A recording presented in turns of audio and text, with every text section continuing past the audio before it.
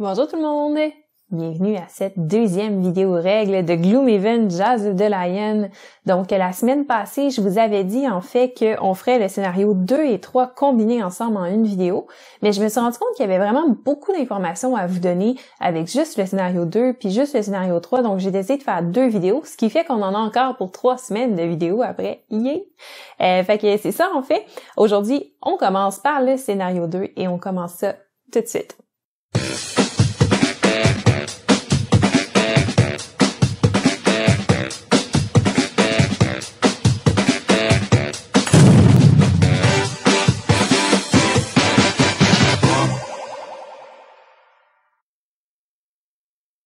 On est maintenant rendu au scénario 2 et voici quelques changements. Pour commencer, on ouvre le livre de scénario à la page numéro 2.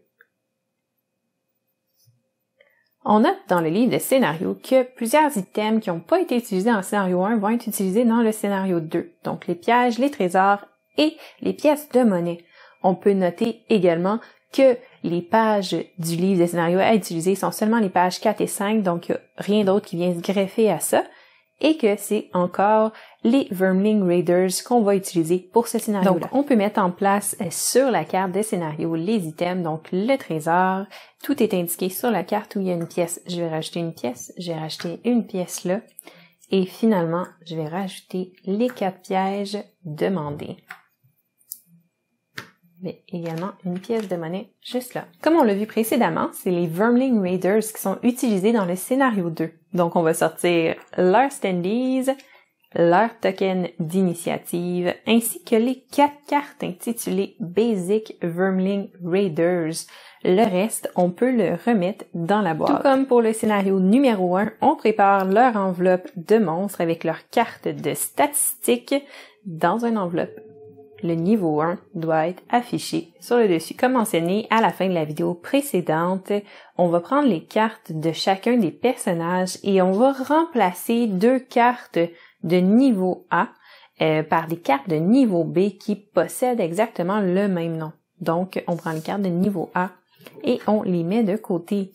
Commençons par présenter les nouveaux items qu'on va devoir poser sur la carte de jeu. Le premier nouvel item qu'on voit sur la carte, c'est les pièces de monnaie qu'on a placées tout à l'heure où il y avait justement un insigne de pièces de monnaie. Donc, les pièces de monnaie peuvent être amassées par nos personnages, soit en faisant une action de pillage qu'on va voir un peu plus tard, ou encore en terminant tout simplement son tour sur une case qui possède une pièce à ce moment-là. Le personnage récupère la pièce.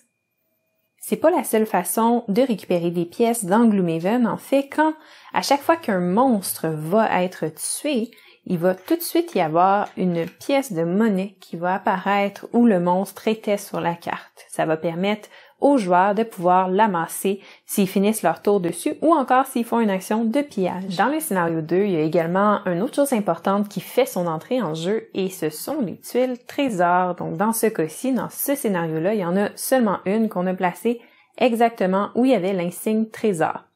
Où il y a l'insigne trésor, on voit aussi un numéro. Le numéro représente en fait le trésor qu'on va pouvoir aller chercher une fois qu'on le récupère. De la même manière que pour les pièces de monnaie, on va récupérer le trésor si notre héros finit son tour sur la case du trésor, ou encore s'il fait une action de pillage qui lui permet d'aller chercher le trésor. Une fois le trésor récupéré, on commence par regarder le numéro qui est indiqué sur la carte, donc par exemple ici le numéro 14. Ensuite, on prend le glossaire de Gloomhaven, on le tourne de côté.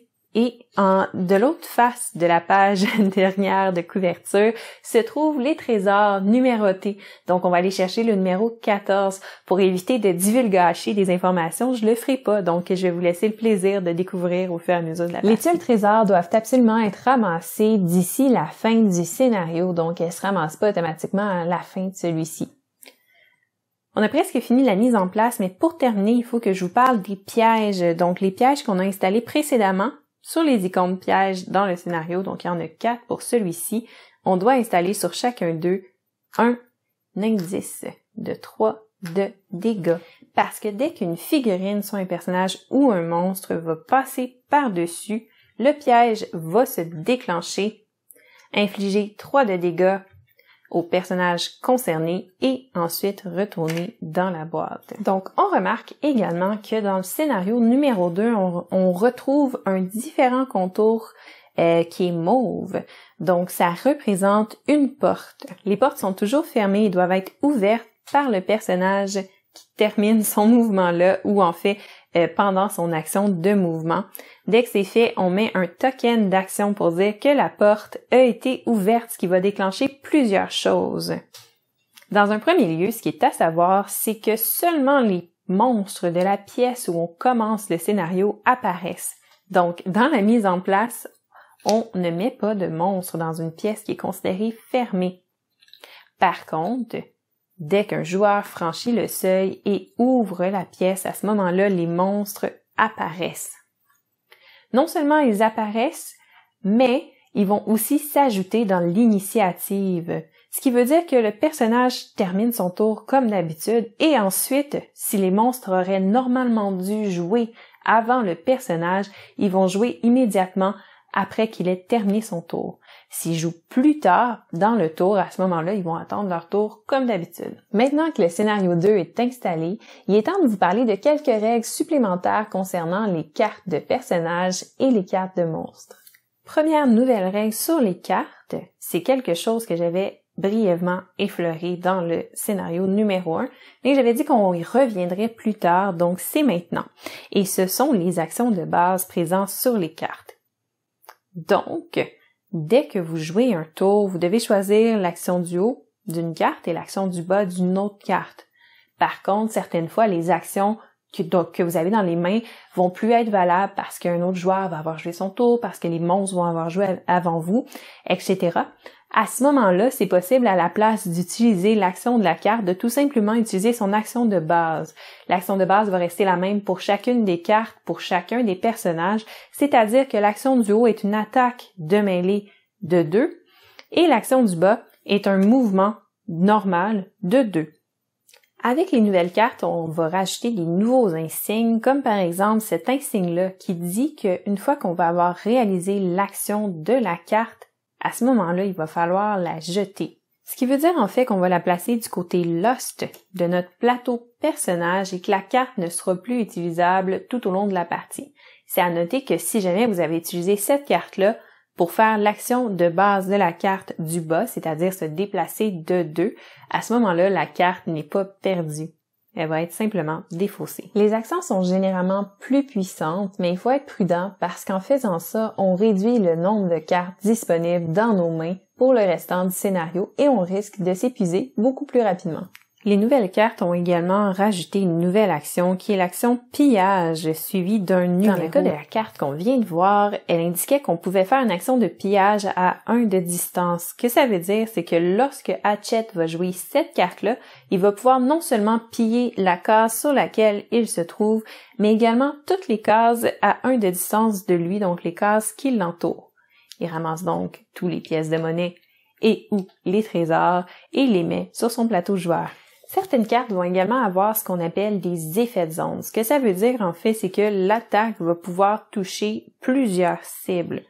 Donc, il existe des attaques de mêlée comme celle-ci qu'on voit ici. Le X gris indique la place où le personnage doit se trouver et les 2 X rouges indiquent les cases sur lesquelles l'attaque va avoir lieu. Dans le cas de la carte de Hatchet qu'on a vu précédemment, on se rend compte qu'il peut attaquer 2 cibles qui sont adjacentes à lui, donc qui forment cette forme-là. Donc, ça veut dire que si il est placé à cet endroit-là et qu'il y a 2 monstres qui lui font face de cette façon-là, il va pouvoir les attaquer les 2. Ce qui veut dire que Hatchet pourrait tout aussi bien attaquer les cibles s'ils étaient comme ça, en fait, tout autour de lui, tant que la forme reste la même, peu importe le sens de la forme. C'est à noter que lorsqu'un personnage va attaquer plus d'une cible à la fois, il va devoir piger une carte modificatrice d'attaque pour chacune des cibles visées par son attaque. Des attaques de zone peuvent également être des attaques à distance, comme dans le cas ici du démolitionniste qui fait une attaque à distance de 2, qui peut toucher jusqu'à 7 cibles. Donc, à ce moment-là, seulement une des cibles doit être à une distance de 2 du démolitionniste pour qu'on puisse effectuer cette attaque-là. C'est à noter que dans n'importe quel cas de figure, c'est impossible d'attaquer un allié. Donc, si un allié serait présent dans n'importe lequel de ces ex-là, on pourrait pas faire l'attaque à ce moment-là parce qu'on le blesserait également. C'est à noter que dans une attaque de zone à distance, les désavantages s'appliquent toujours comme dans les attaques à distance normales. Avec les nouvelles cartes, il y a aussi d'autres nouvelles habilités qui sont apparues, comme par exemple l'habilité Push, donc pousser, suivi d'un chiffre qui indique jusqu'à combien est-ce qu'on peut pousser la cible. Il y a aussi l'habilité Pull, qui elle, c'est de tirer, donc avec un chiffre toujours, qui indique de combien on peut tirer la cible.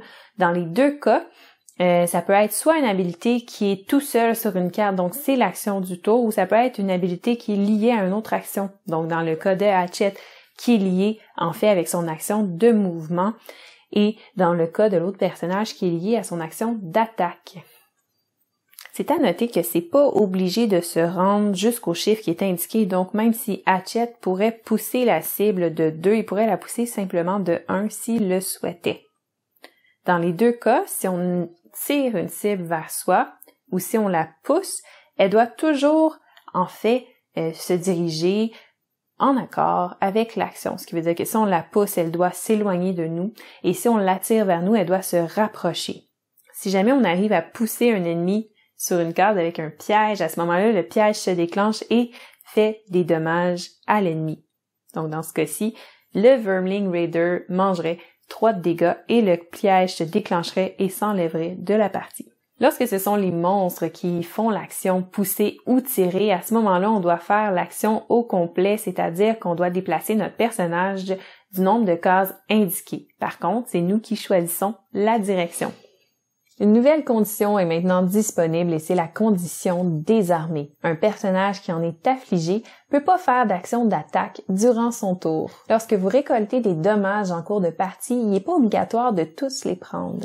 Pour annuler les dégâts de n'importe quelle source de dommages, c'est possible de jeter une carte de notre main, donc qui ne sera plus disponible pour le restant de la partie, ou encore de jeter 2 cartes de notre défausse. Ceci annule complètement la source de dommages. Faut être prudent, par exemple, avec le fait de perdre des cartes, puisque ça accélère le moment où vous allez avoir plus de cartes en main, donc vous allez être épuisé. Dans le cas où tous les personnages deviennent épuisés, le scénario est échoué. Il vous faudra à ce moment-là le remettre en place et le recommencer depuis le début. Tout l'argent, l'expérience et les trésors que vous avez amassés durant le scénario sont transposés dans le scénario suivant. Par contre, il faut prendre en note que les trésors peuvent être pillés seulement une fois. Si vous éprouvez beaucoup de difficultés durant le scénario, vérifiez d'abord en fait si vous respectez chacune des règles comme il se doit. Si c'est le cas et que ça fonctionne toujours pas, vous pouvez diminuer la difficulté des monstres et les mettre au niveau 0 pour que le scénario soit un peu plus facile. Dans le premier scénario, les monstres étaient pas mal prévisibles. C'était facile de savoir quand est-ce qu'ils allaient jouer et qu'est-ce qu'ils allaient faire durant leur tour. Pour les scénarios qui vont suivre et pour tout le reste en fait de la campagne, les monstres vont être un peu moins prévisibles. Au début de chacun des tours, après que les personnages aient choisi et révélé leur carte, on révèle une carte d'habilité de monstres qui vont non seulement déterminer l'initiative des monstres, mais également les actions qu'ils vont réaliser pour ce tour-là. Voici une carte d'habilité de monstre qui va être pigée à chaque tour pour pouvoir déterminer son action ainsi que son initiative. Donc, comme ici, on peut voir qu'il va avoir l'initiative 59. On va ajuster l'initiative de nos personnages en conséquence et on va voir l'action qu'il va effectuer à son tour. Donc, à son tour ici, on voit une action et on voit un plus et un chiffre. C'est à noter que, contrairement aux actions de nos personnages, leurs actions vont seulement modifier leurs statistiques de base. Dans ce cas de figure-ci, les Vermling Raiders ont une attaque de base de 2 de dégâts. Ce qui veut dire tout simplement que, lors de leur tour, l'action qu'ils vont effectuer, c'est d'attaquer et leur attaque va être bonifiée de 0. Donc, ils vont faire 2 de dégâts de base à distance et viser 2 joueurs. Contrairement au premier scénario et malgré toutes les statistiques qui sont décrites sur la carte de monstre, le monstre va seulement faire l'action décrite par sa carte qui a été pigée pour ce tour-ci. Ce qui veut dire que même si, dans la vie, un Vermling Raiders peut se déplacer de 1, comme ici, c'est pas indiqué qu'il va se déplacer, mais seulement qu'il va attaquer, à ce moment-là, il se déplacera pas à son tour, il va seulement attaquer si c'est possible pour lui. Si à n'importe quel moment vous vous trouvez dans une pièce où il y a plus de figurines de monstres sans que l'autre pièce soit dévoilée, donc qu'il y a d'autres figurines dans une autre pièce, à ce moment-là, il n'y a aucune carte d'habilité de monstre qui est pigée. Voyons voir maintenant comment les monstres interagissent avec les différents éléments de terrain. C'est à noter que les monstres considèrent les pièges comme des obstacles et vont passer à travers seulement s'il n'y a pas d'autre option pour se rendre à leur cible. À ce moment-là, ils vont choisir la route qui va déclencher le moins de pièges possible pour se rendre à leur destination. Comme on l'avait abordé brièvement dans l'autre scénario, lorsque les monstres doivent effectuer une attaque à distance, à ce moment-là, ils vont pas se déplacer de tout leur mouvement vers le personnage, mais seulement du nombre de mouvements qui va leur permettre d'avoir le personnage en cible et de ne pas être désavantagés par l'attaque. Donc, si jamais ils sont en fait adjacents aux personnages qui veulent attaquer, à ce moment-là, ils vont se déplacer afin de ne plus être adjacents pour pouvoir l'attaquer. Si le monstre procède déjà l'état embrouillé, donc qui est déjà désavantagé dans sa prochaine attaque, il se déplacera pas comme ça sert à rien puis que le désavantage ne va pas s'enlever avec un nouveau désavantage. Donc il va juste rester à la même place et faire son attaque. J'aimerais également apporter une petite précision quant à mon explication de la semaine dernière. Donc, les monstres vont effectivement toujours attaquer par ordre chronologique, ce qui veut dire le numéro 1 en premier et ainsi de suite. Par contre, ce sont les monstres élites, donc les monstres avec une base jaune qui sont généralement plus forts, qui vont attaquer en premier en ordre chronologique. Une fois qu'ils ont fini de tous attaquer ou en fait de tous s'activer, ça va être alors les monstres normaux, donc les monstres avec une base blanche qui vont s'activer un après l'autre en ordre chronologique. Et maintenant, vous avez tout en main pour pouvoir terminer le scénario 2 par vous-même, le but du scénario étant de tuer tous les ennemis. Il faut se rappeler l'ordre d'un tour de jeu, c'est-à-dire la sélection des cartes, l'initiative, le tour des personnages et des monstres et la fin de tour. Vous avez terminé le scénario 2? Félicitations! Rappelez-vous par contre que le scénario se termine seulement à la fin du tour auquel la condition de victoire a été rencontrée. Ce qui veut dire qu'il vous reste peut-être encore du temps pour ramasser des pièces de plus ou encore pour piller le trésor qui est disponible. On va donc lire la conclusion du scénario et voir la récompense qui nous est accordée. Donc dans ce cas-ci, 25 or. Et on débloque le scénario numéro 3. Comme dans les scénarios précédents, on va aller cocher sur la carte que le scénario 2 a été effectué puisque les scénarios peuvent être effectués seulement une fois. C'est encore à rappeler aux gens que si jamais vous vous sentez pas à l'aise de modifier de façon permanente votre jeu, vous pouvez tout prendre en note sur une feuille à part et donc ne pas endommager, si on veut, la carte de Gloomhaven. Ensuite, on va aller chercher la feuille de collant et le scénario numéro 3 qui était situé selon le livre de scénario en D5. Donc, on va aller localiser où est-ce que ce scénario-là pourrait aller se coller sur la carte. Et on va l'installer. Rappelez-vous de rafraîchir toutes vos cartes, augmenter la santé de votre personnage à son maximum et d'enlever chacun des états que vous avez accumulés pendant la partie. Vous avez également gagné 25 pièces d'or à la fin de ce scénario-là. Voyons voir comment les utiliser. À la fin du scénario, il est temps de compter combien d'or est-ce qu'on a en notre possession. Donc, on sait qu'on en a gagné 25 pièces d'or en réussissant le scénario. Et ensuite, on va calculer combien de pièces d'or on a amassé durant le scénario. Donc, dans le cas de Hatchet, il en a ramassé 4 pour les scénarios d'introduction, donc les 3 suivants et celui-ci. Chaque pièce d'or va valoir 2 or, en fait. Donc, il a ramassé 8 or supplémentaires, ce qui fait qu'on est à 33 à notre total. On va aller noter ça dans Gold Notes sur notre fiche de personnage. C'est à noter que ça va évoluer tout au long de la partie selon combien d'argent est-ce qu'on amasse. Il est impossible de se partager de l'or entre personnages, malheureusement. À la fin du scénario, et ce pour tous les prochains scénarios de la campagne, vous vous retrouvez à Gloomhaven, où vous pourrez aller au magasin afin d'acheter des items, de vendre des items ou encore d'échanger des items avec vos camarades. Pour acheter des items, vous pouvez vous les procurer au magasin. Vous pouvez également leur vendre des items pour la moitié de leur valeur en or arrondi vers le haut ou encore échanger des items avec vos camarades. Félicitations pour le scénario numéro 2, vous avez débloqué les items 1 à 13. Voyons voir qu'est-ce qu'ils font. En terminant le scénario numéro 2, on a maintenant débloqué les items 1 à 13, le chiffre de l'item étant indiqué à gauche de la carte. Il y a plusieurs informations qui se trouvent sur la carte item. Donc, premièrement, son nom, sa valeur en or, la quantité, donc la rareté de l'item, donc combien est-ce qu'il y en a dans le jeu, l'effet qu'elle fait, quelle partie du corps elle occupe et qu'est-ce qui se passe une fois qu'on l'a utilisé. Utiliser un item, c'est gratuit et ça se fait en complément de l'action qu'on a utilisée ce tour-là. C'est à noter qu'il n'y a pas de limite en quantité d'items qu'on peut posséder. Par contre, il y a une limite en type d'items qu'on peut amener avec nous dans un scénario. Donc, on peut amener seulement un item par type de partie du corps, donc pour la tête, les mains, les pieds, le corps et un seul petit item également. Pour savoir qu'est-ce qui arrive avec l'item une fois qu'on l'a utilisé, il faut se fier au coin en bas à droite, donc à l'icône. S'il n'y en a pas, ça veut dire que l'effet de l'item est permanent, donc est toujours en fonction. Admettons qu'il y a un X comme ça veut dire que pour le scénario, une fois qu'on a utilisé cet item-là, on va le défausser et le récupérer seulement à la fin du scénario. Et finalement, les cartes avec un signe comme celui-là veut dire qu'on doit en fait épuiser la carte et on la récupérera dans le scénario à certains moments précis, si possible. Il est temps de dépenser vos pièces d'or durement gagnées et d'équiper votre personnage. Vous pouvez également attendre de voir l'objectif du scénario numéro 3 avant de prendre votre décision.